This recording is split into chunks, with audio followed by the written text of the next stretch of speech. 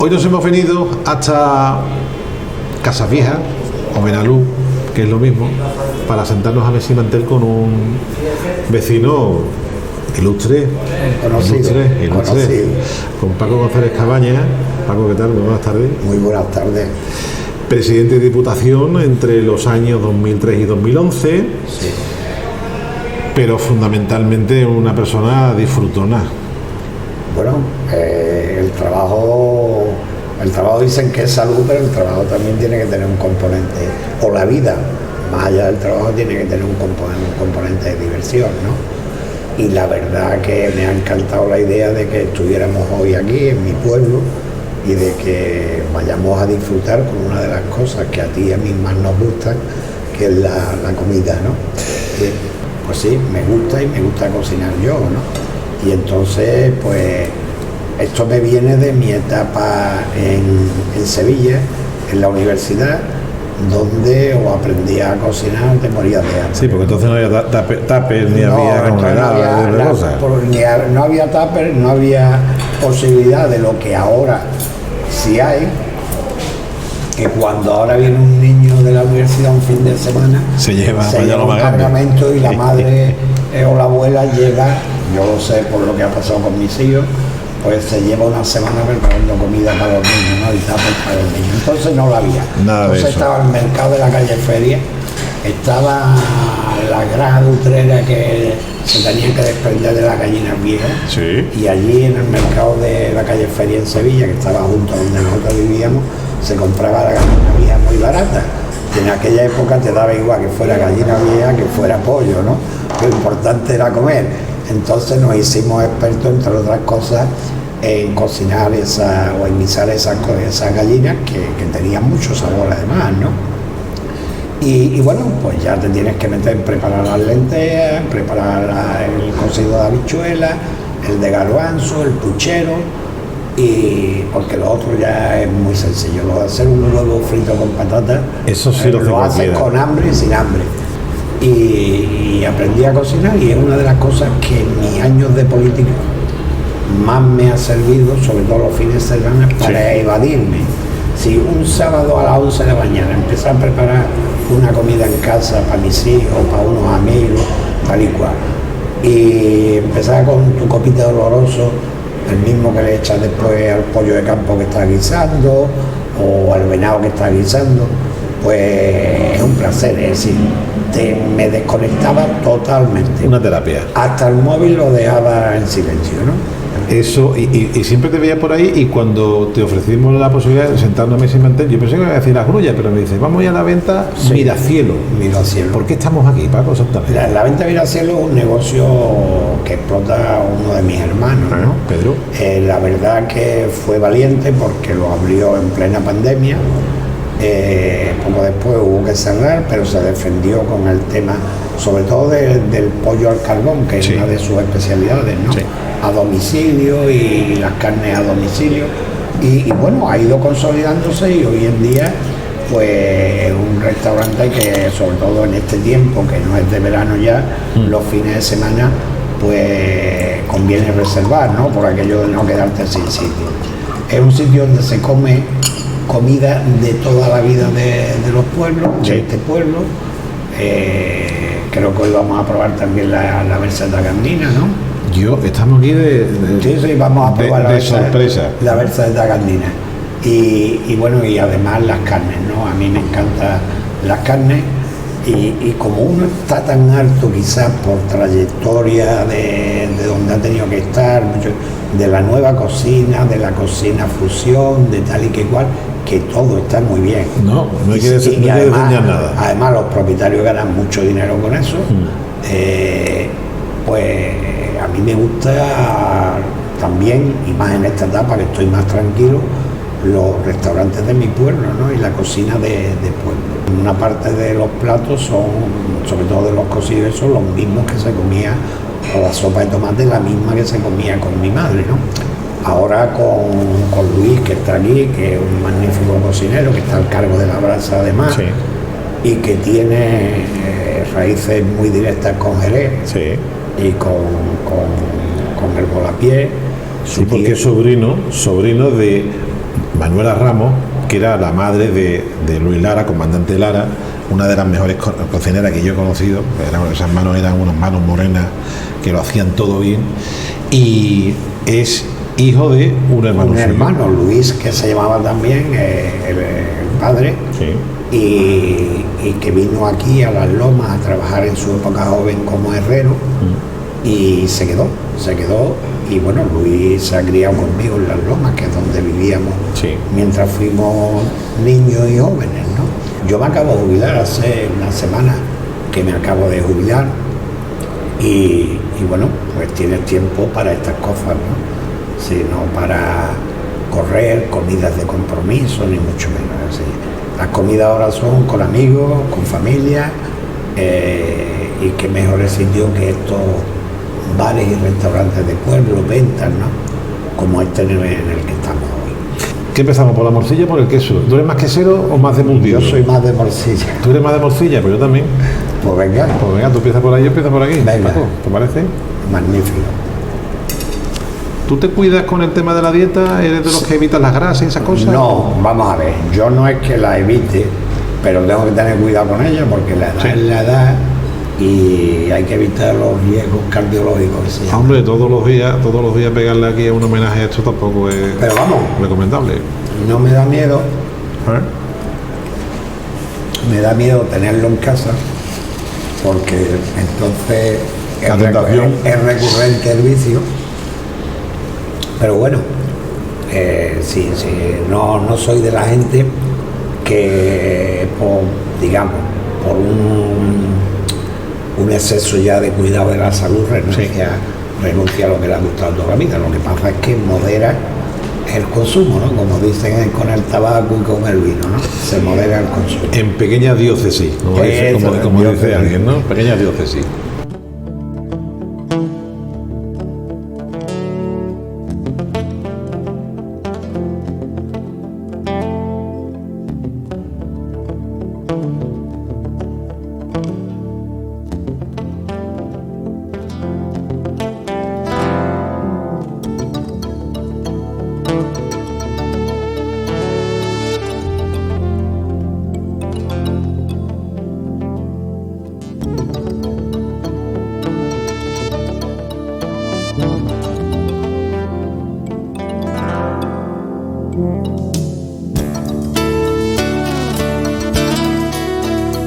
De cocina nos llega un lomo en manteca. Claro, estamos donde estamos, tenemos que tomar lomo en manteca, pero es que este además está hecho aquí. Sí, este está hecho por Luis Ramos y bueno, él selecciona el lomo, la carne y es su receta, ¿no? Y la verdad es que es exquisito, ¿no?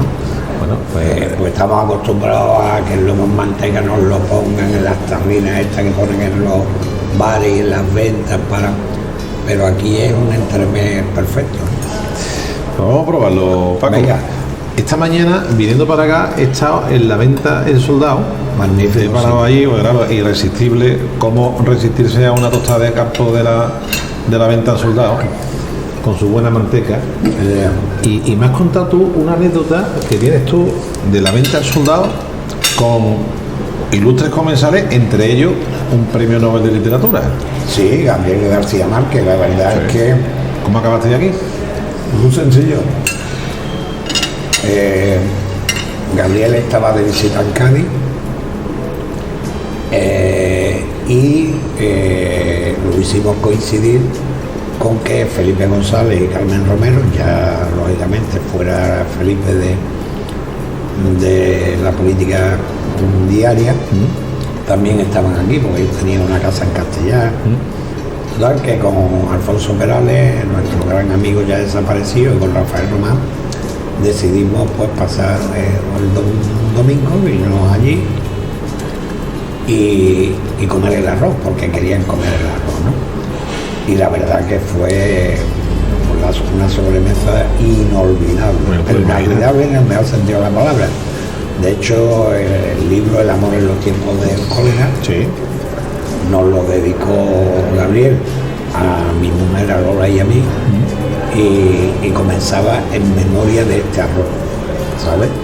Así que fue espectacular Bueno, allí se habló de lo humano y de lo divino, de algunas cosas no se puede decir de lo que se habló, pero la verdad que fue un lujo compartir esa sobremesa con Gabriel García Márquez, con su mujer Mercedes, con Felipe González, ¿no? Comer para nosotros, para nuestra cultura, sí, en Andalucía y en Cádiz, comer es un momento con bastante frecuencia y afortunadamente un momento de encuentro, de charla con los amigos, como la tertulia del café, ¿no? de la mañana.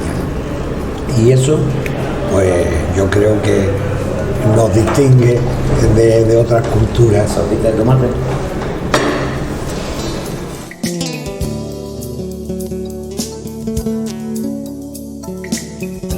Yo soy más, desde el punto de vista soy más biológico que de calendario, ¿no?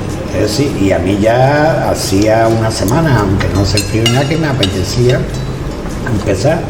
Y de hecho el martes, antes de irme para Chipiones, pues me hice mi puchero, ¿no? El primero del año.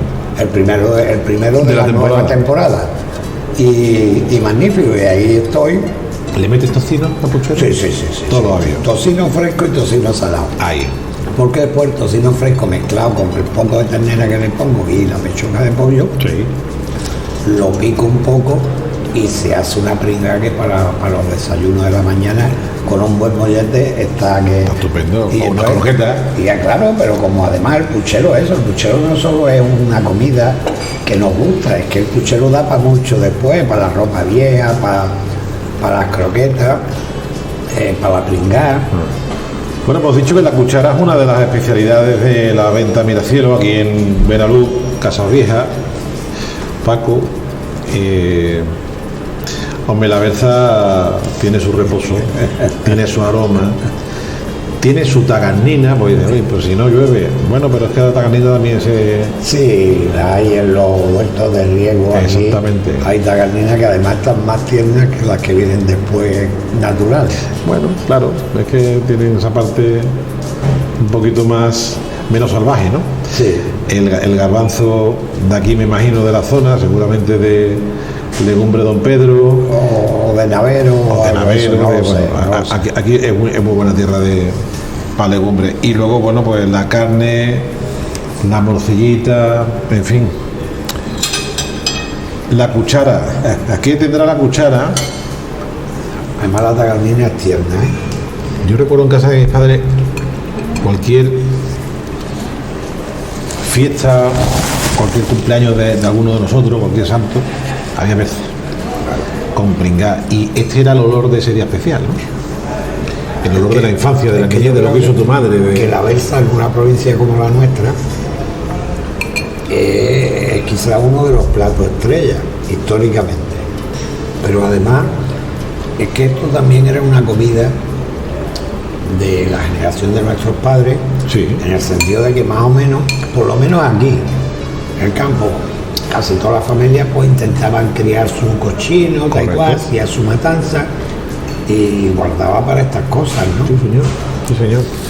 Y tú fíjate además que cuando no había de dónde, te tenías que inventar alimentos que estaban entre la maleza, como las tagarninas, los cardillos, las verdolagas. Me decía un cocinero, dice, el hambre que tuvo que tener el que decidió por primera vez con una tagarnina cocerla y comértela. Pero bueno, fue un Fleming de la gastronomía, porque descubrió. Y hoy en día hay alimentos de estos que están ahí en el campo, hombre, cuando llueve, que incluso chefs de alta cocina se han vuelto locos por ellos, ¿no? Y formaban parte de la borraja, no sé qué, formaba parte de esa, digamos, comida de subsistencia de nuestros padres y de nuestra infancia. Sí. Porque nuestros padres no estuvieron a nosotros en esa época. ¿Tú esto lo veías venir, Paco? Esta eclosión de Cádiz como destino de turismo gastronómico del nivel que está demostrando, ¿tú esto ya...? Vamos a ver. Me refiero a tu época nativo en la política. Yo creía en ello. Sí. Sí, yo fui presidente del patronato, pero Sí. Me moví más cuando era vicepresidente. Entonces, uno de los elementos que manejamos, Manolo González Piñero era entonces el gerente del patronato, Antonio Arca colaboraba con nosotros, y entonces una de las cosas en las que insistíamos mucho eran las posibilidades gastronómicas para el turismo. Si nosotros que podemos ofrecer sol y playa, naturaleza, parques naturales, pero ahí había algo que se estaba quedando fuera, que era la gastronomía. También, lógicamente, la cultura, ¿no? El flamenco, no el flamenco tópico y típico, sino el flamenco patrimonio de la humanidad, ¿no? Exactamente. Y todas esas cosas. Entonces yo sí pensaba que la gastro, porque cuando iba a otros países y a otras zonas, una de las cosas que a mí más me interesaba como viajero era la gastronomía de allí.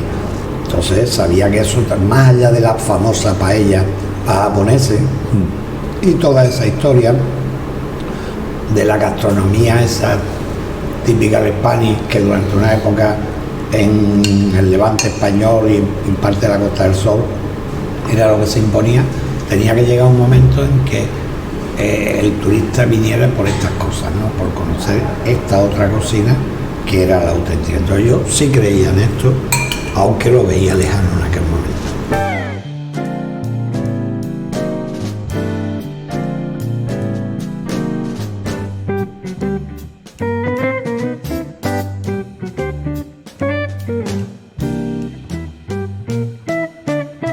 En la venta Miracielo, la parrilla funciona así de bien. Nos han puesto un poquito de cerdo, un poquito de ternera, unas patatitas fritas. Bueno, esto no es cuchara, pero de la cuchara ya hemos dado buena cuenta. Hombre, y tanto. ¿Eh? La verdad es que sí, pero bueno, no es cuchara, pero es carbón. Sí. Y el carbón también, estas cosas hechas con carbón son distintas. Sí, señor, sí, señor. Que el carbón era también, puesto a mirar hacia atrás, el combustible que utilizaban nuestros mayores para cocinar. Correcto. Yo todavía me acuerdo cuando yo vivía en Las Lomas del hornillo, el hornillo este de empotrado en la encimera de carbón, ¿no? Sí. Y que se cargaba todos los días con el carbón. Una buena combustión. ¿Nos seguimos de aquí? ¿Empezamos? Venga. ¿Sí? Venga, yo voy por aquí. Oye, cuéntame, Paco, esto de que Rubalcaba apenas comía. Pues, Que cuando venía por aquí la pasabais canuta, ¿por qué exactamente? bueno, la verdad es que Alfredo, con el que yo compartí 4 años siendo el diputado por Cádiz y yo presidente de la Diputación Sí. y secretario del partido, pues lógicamente lo tenía que acompañar en sus visitas, no solo en campaña electoral, sino después también como ministro, y coincidíamos porque alguna vez había que comer o cenar en el camino, y era un hombre que prácticamente no cenaba. Eso que se dice de una persona frugal, bueno, Alfredo era excesivamente frugal, ¿no? Si acaso un poco de carne, un tomate, eso sí, le gustaba aquí, por ejemplo, el tomate con la melva, tal, la rodaje de tomate de huerto con la melva, y si acaso un poco de carne y poco más. Al pescado le tenía una cierta aversión porque se había infectado con anisakis Sí. hace tiempo ya, y entonces tenía un cierto miedo al pescado y raramente podía comer pescado, salvo que le aseguraran que había sido congelado más allá de 20 grados, ¿no? Y entonces era muy curioso.